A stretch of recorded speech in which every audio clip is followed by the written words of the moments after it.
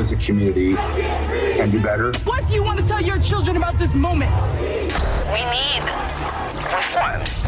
From the All Indiana Podcast Network, we stand together. Everybody's here together, black, white, brown, everybody. A platform for progress in our community. We need to do a better job. I want to show that we can be peaceful. This is just as much our fight as it is yours. Discussing the problems of racial inequality and solutions to combat discrimination in a conversation for change. We'll be able to build on this. I never in a million years thought I would embrace a cop like that. From Wish TV, we stand together. We Stand Together is a campaign launched by Wish TV. It's an opportunity for progress within our community and promotes a conversation, providing a voice to speak of the problems of racial inequality and look towards solutions. We're told how important it is to listen, important to build upon what people are looking for. This comes from the CEO of Circle Up Indy, an organization trying to make a difference. I talked with him about how to move forward.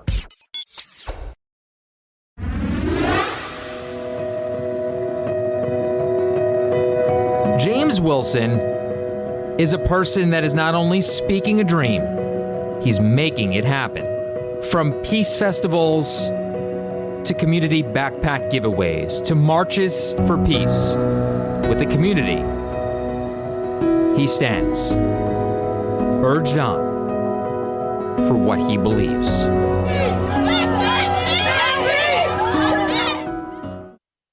How did you become a community activist? I was gone from prison for almost 10 years, and so when I came home, I see a lot of the young cats that was underneath me. They was in elementary school and middle school. When I came home, they got weapons bigger than me, and I ain't that big of a guy. And so I was like, man, what's going on? So why y'all out here in the way when y'all come from a good opportunity? Oh man, miss me with that. You was out here, you can't tell me. That's just a realization. If I'm not standing on what I preach, they're not gonna hear you. So I had to stand on what I believe in and not care about these people because these my family, my friends, my own cousins out here. My family and my friends, why do I want to see them get killed over what? Nonsense. And so I want to start opening up the doors for everybody and bring awareness. So I started at Circle Up as a resource organization with a strong piece of economic development. We knew it takes time to get there and all that great stuff, but people don't know all the resources that was lying right here in our own city, let alone our own neighborhood. So how do you get the information out? So I started an event called the Peace Festival, and we have it every year. We actually plan it next year right now. And the goal of the Peace Festival is connect the community to needed resources, politicians, the ones that don't come out and be about in the community. We encourage them to come out there and listen to your people if you're going to represent them, and trying to make that connection there. So that's how it all kind of got started. What year was that? God, this is in 2013 when I started Circle Up. How far have you guys come? We came a long way. A lot of times, me and our team, we pay for everything out of our pocket. We don't get grants. We never get a grant a day in our life. So now we're moving into operations, trying to get the team members, employed with it to do the work that they love to do, because a lot of times they got to take off because they got kids and all that great stuff, and I respect that. But they have a passion for their community. And not only that, I want to hire people directly from the community to get involved and develop it. Where do you see things moving from here? Just one step at a time, just letting God kind of guide us, and hope and pray that, somebody come along and support us whatever way we need to. But if it doesn't, we just keep going in our pockets, keep grinding, nothing changes. Let's circle back to the George Floyd incident. What do you think about that specific incident and how it started a global movement? I hate the fact that his family had to sit here and even deal with something like this on a national and world level. That's deep. And we all seen the video, we seen the footage. That's not policing to me. I have a lot of friends that's officers and whatnot. Some may be mad at me right now, so on and so forth, but the truth is the truth. That man became a martyr for no reason. A situation that could have been prevented. Conversations go a long way. He didn't have a weapon. He wasn't threatening. We seen the video. Take the time out to talk to him, see what's going on, but immediately, it was just immediate reactions for the most part. Seeing a black man like that dying at the hands of law enforcement, this ain't something that's new to us. How do we change that? And that's the movement, and that's why I strongly support the protesting right now, because it needs to happen, not just on a local or state or level, but on a world level. And it's happening, the reforms happen around the world. That's phenomenal, unfortunately. As you said, this isn't the first time we've seen videos like this. This isn't the first time this has happened. It's happened a lot over the years. It happened just this past weekend in Atlanta. Why do you think that specific incident has sparked such a big movement? I think the younger generation, they having that immediate gratification and get to see things, they're tired of it. They experience these situations directly in the community that's not on camera, right? and they're tired of it. They want strong change. They're not trying to deal with the same thing over and over again. Martin Luther King, Malcolm X, Medgar Evers, many of them fought for our rights and civil rights many years ago. Fast forward 50 years later, why are we still having the same conversation? That's the question. So what needs to change? Laws. The Qualified Immunity Act needs to go. I already asked the governor. I've been working up the network, trying to get to the governor from local legislation, from everybody, and everybody want to block. The governor, I watched his statement. He made a very clear statement to me, and it hit my heart. He said, I'm willing to connect with the people.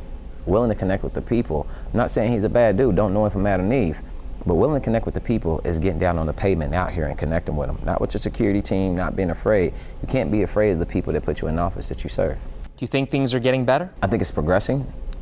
It's going to be a while before it gets all the way better, but it's definitely progressing. And so the progression is what I'm looking at more than anything. A situation like this is not a click of a switch and it turns all the way around. There's been this big call to defund the police. Do you agree with that? Or do you think that funding should be maybe placed in different areas? Because a lot of people I speak with, especially from the inner city, myself included, know that the police play a big role in keeping the community safe for the most part. So is that the right avenue to go down, defunding the police? I would say we need to look at stronger allocation of dollars and where the dollars are being more effective at, yes. If we defund them, what's defund? That's a hard one for me. I say yes to a degree, but if you do defund them, make sure the money goes back to the community. Right. That's my major piece. Yes, we do need them out there. We need them to police. We need a good budget. We need to look at the overall budget is where we have the pork barrels at and the earmarks at, right? Where we wasteful spending for things IMPD may not be using to actually implement in the community. For anybody who's going to watch this, what do you want to hit home to them? What's the message that you want to share? A lot of people may get angry about me saying this, but it needs to be said.